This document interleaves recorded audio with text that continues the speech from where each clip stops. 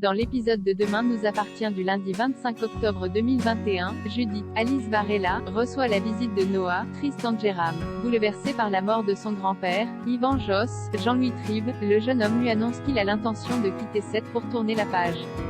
Judith accuse le coup. Attristée par la nouvelle, elle se confie à ses parents, qui comprennent la décision de Noah.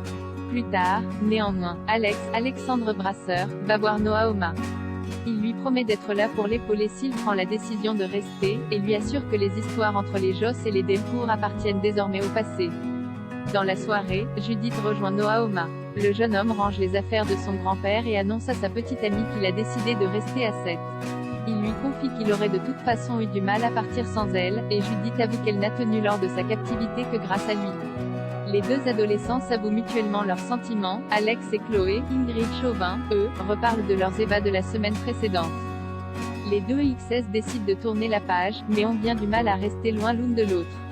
Au même moment, à l'accueil de l'hôpital Saint-Clair, Marianne, Luce Mouchel, passe un savon à Christelle, Ariane Séguillon, qui a passé sa matinée à lire des magazines au lieu de travailler. Suite à cette altercation, Christelle se confie à Sylvain, Arnaud Henriette, et Charlie, Clémence Lassalas.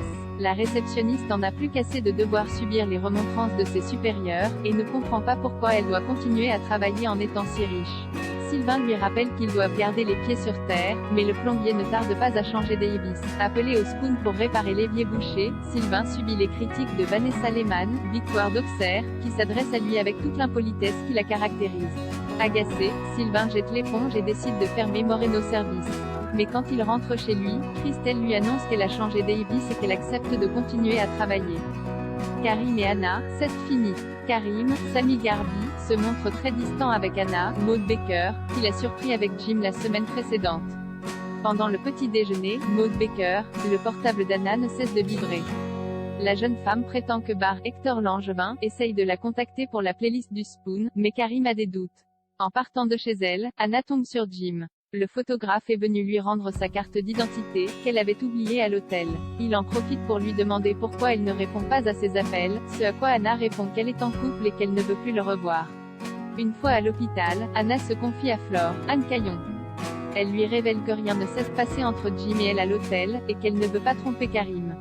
Après une consultation avec Roxane, Raphaël Volkov, qui souffre de stress post-traumatique depuis son enlèvement, Anna prend en charge une patiente prénommée Marjorie. Victime d'un malaise le matin même, la jeune femme souffre d'anxiété liée aux problèmes qu'elle rencontre avec son mari. Après une première séance encourageante, Anna propose à Marjorie de revenir la consulter en compagnie de son mari, ce que la patiente accepte. Karim, lui, passe prendre un café au Spoon.